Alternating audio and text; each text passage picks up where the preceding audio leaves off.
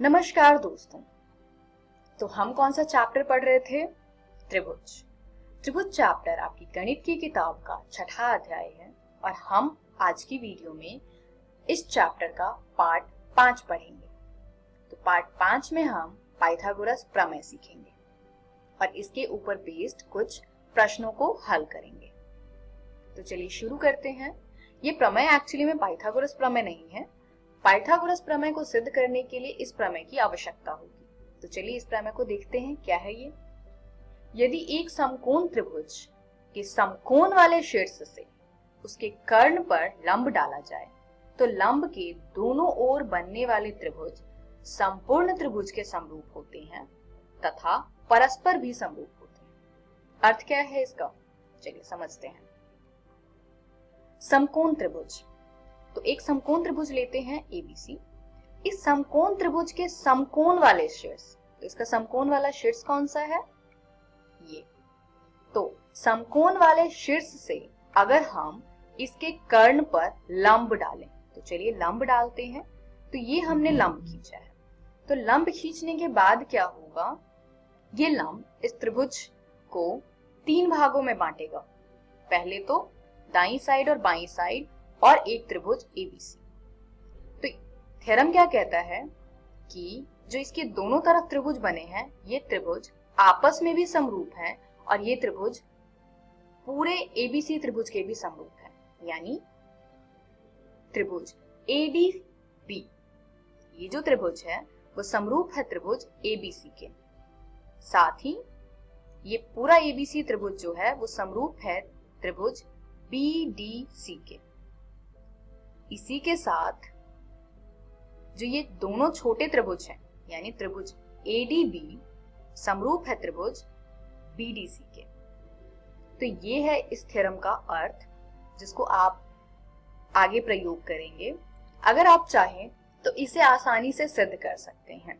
ये सारे ही त्रिभुज कोण कोण समरूपता कसौटी से सिद्ध हो जाएंगे। तो ये आपके लिए एक होमवर्क है कि आप इसको खुद से सिद्ध करें। अगला थ्योरम देखते हैं, जिसको हम पाइथागोरस प्रमेय कहते हैं। ये है क्या, एक समकोण त्रिभुज में कर्ण का वर्ग शेष 2 भुजाओं के वर्गों के योग के बराबर होता है। यानी एक त्रिभुज होगा समकोण त्रिभुज, इसमें जो कर्ण है उसका स्क्वायर यानी वर्ग बाकी 2 भुजाएं कौन सी होती हैं? आधार तथा लंब, इनके वर्गों के योग के बराबर होगा। चलिए सिद्ध करते हैं, स्टेप वाइज करेंगे। 2 थ्योरम हमने कर लिया है और आपको स्टेप्स याद हो गएंगे। सबसे पहले हम क्या करते हैं, सबसे पहले देखते हैं दिया क्या है। तो हमें एक समकोण त्रिभुज एबीसी दिया है। तो ये ले लेते हैं एक एबीसी समकोण त्रिभुज जो कि कोण बी पर समकोण है, यानी इसका कोण बी 90 डिग्री का है। सिद्ध क्या करना है हमें, हमारा सेकंड स्टेप क्या होता है प्रमेय का, सिद्ध क्या करना है। तो सिद्ध करना है हमें AC का वर्ग बराबर AB का वर्ग जमा BC का वर्ग। यहाँ AC इस त्रिभुज का कर्ण है और AB और BC बाकी 2 भुजाएं हैं। अब तीसरा स्टेप क्या होता है, रचना। तो रचना क्या करेंगे हम, रचना करेंगे BD लंब खींचेंगे AC पर। तो ये हमने BD एक लंब खींचा है AC पर। अब चलिए सिद्ध करते हैं इसको। त्रिभुज ADB समरूप होगा त्रिभुज ABC के। क्यों? क्योंकि प्रमेय 7 में हमने ये देखा कि ये त्रिभुज आपस में समरूप होते हैं। अब अगर ये त्रिभुज समरूप हैं तो हम लिख सकते हैं AD बटे AB बराबर AB बटे AC के। क्यों? क्योंकि समरूप त्रिभुजों के संगत भुजाओं का अनुपात बराबर होता है। इसी प्रकार अगर हम इसका क्रॉस मल्टीप्लाई करें तो हमें मिलेगा AD गुने में AC बराबर AB का वर्ग। इसको देते हैं समीकरण 1 नाम। अब दूसरा त्रिभुज अगर देखें तो त्रिभुज BDC समरूप है त्रिभुज ABC के। फिर से क्यों? प्रमेय 7 का प्रयोग करके। अब यहां पर भी CD बटे BC बराबर होगा BC बटे AC के। क्यों? क्योंकि समरूप त्रिभुजों के संगत भुजाओं का अनुपात बराबर होता है। इसको अगर हम क्रॉस मल्टीप्लाई करें तो हमें प्राप्त होगा CD गुने में AC बराबर BC का वर्ग।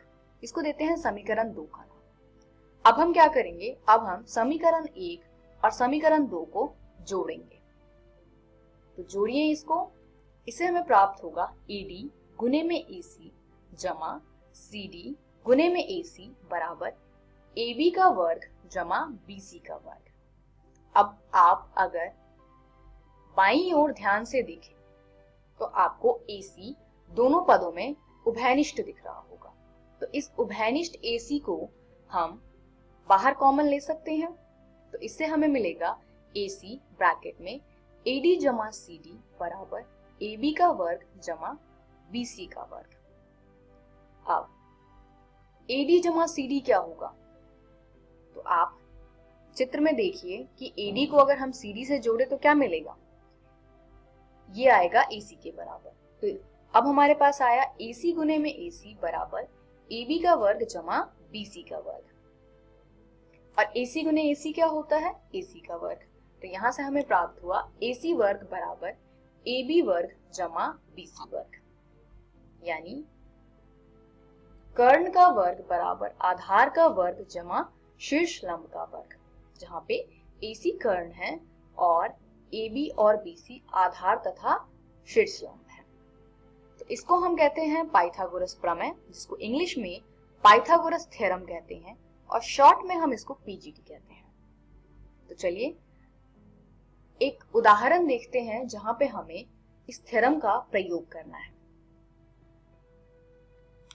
तो उदाहरण है, यदि AD लंब है BC पर, एक त्रिभुज ABC लीजिए जिसमें AD लंब होगा BC पर, तो सिद्ध कीजिए AB वर्ग जमा CD वर्ग बराबर है BD वर्ग जमा AC वर्ग के। तो त्रिभुज ADC से हमें प्राप्त होता है AC वर्ग बराबर AD वर्ग जमा CD वर्ग। कैसे, पाइथागोरस प्रमेय से, क्योंकि त्रिभुज ADC एक समकोण त्रिभुज है। इसी प्रकार त्रिभुज ADB से हमें प्राप्त होता है AB वर्ग बराबर AD वर्ग जमा BD वर्ग के। फिर से हमने यहाँ पर ADB में पाइथागोरस प्रमेय का प्रयोग किया है। इस प्रकार हमें दो समीकरण प्राप्त हुए हैं। अब हम क्या करेंगे, हम समीकरण 2 से समीकरण 1 को घटाएंगे।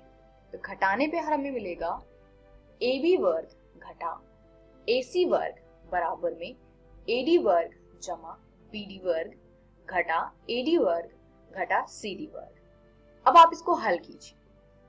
यहाँ पे कुछ संख्या एक जैसी दिख रही है, जैसे AD और AD वर्ग घटा AD वर्ग, ये घट करके 0 के बराबर आ जाएगा। तो बचा क्या हमारे पास, AB वर्ग घटा CD वर्ग बराबर BD वर्ग घटा CD वर्ग। अब जो घटा वाले टर्म्स हैं, पद हैं, उसको हम दूसरी तरफ ले जाते हैं ताकि ये जमा में कन्वर्ट हो जाए। तो हमें मिलेगा AB वर्ग जमा CD वर्ग बराबर AC वर्ग जमा BD वर्ग। तो यही हमें सिद्ध करना था इस प्रश्न में। अब देखते हैं प्रमेय 9। यदि किसी त्रिभुज की एक भुजा का वर्ग अन्य दो भुजाओं के वर्गों के योग के बराबर हो तो पहली भुजा का सम्मुख कोण समकोण होता है। एक बार इस स्टेटमेंट को आप लोग पढ़िए और देखिए कि आपको क्या समझ में आता है। क्या हमने ऐसा सा स्टेटमेंट पहले पढ़ा है? जी हाँ, पाइथागोरस प्रमेय का स्टेटमेंट भी कुछ ऐसा सा ही था, बस थोड़ा सा उल्टा था। वहां क्या था, वहां हमें समकोण त्रिभुज दिया हुआ था और उसका कंक्लूजन ये निकलता था कि एक भुजा का वर्ग बराबर होगा अन्य दो भुजाओं के वर्गों के योग के। यहाँ कुछ उल्टा लिखा हुआ है, इसीलिए इस थ्योरम को हम पाइथागोरस प्रमेय का कन्वर्स या फिर विलोम कहते हैं। चलिए समझते हैं इसको। एक त्रिभुज ABC दिया है और ABC में एक भुजा का वर्ग अन्य दो भुजाओं के वर्गों के योग के बराबर है और वो एक भुजा कौन सी है, AC। AC का वर्ग बराबर है AB के वर्ग जमा BC के वर्ग के और AC क्या है यहाँ पे, कर्ण। इस प्रकार हमें मिलता है कर्ण का वर्ग बराबर आधार के वर्ग जमा शीर्ष लंब के वर्ग के। तो AC भुजा के सम्मुख कोण, पहली भुजा का सम्मुख कोण जो है वो समकोण होता है। तो पहली भुजा कौन सी है यहाँ पर, AC। तो AC के सम्मुख कोण कौन सा है? B। तो कोण B जो है वो क्या होगा? समकोण यानी 90 डिग्री का। तो ये है पाइथागोरस प्रमेय का विलोम, जिसका भी प्रयोग हम प्रश्नों को हल करते टाइम पे करते हैं। तो इस वीडियो में हमने सीखा पाइथागोरस प्रमेय तथा इसका विलोम। पाइथागोरस प्रमेय का निष्कर्ष जो निकलता था वो क्या है? कर्ण का वर्ग बराबर आधार का वर्ग जमा शीर्ष लंब के वर्ग। हमारी अगली वीडियो में हम कुछ प्रैक्टिस क्वेश्चंस करेंगे। तो ये हमारी छठी वीडियो होगी, जिसमें हम पहली 5 वीडियो में जितने कॉन्सेप्ट्स पढ़े हैं उस पे बेस्ड कुछ क्वेश्चंस करेंगे। Thank you.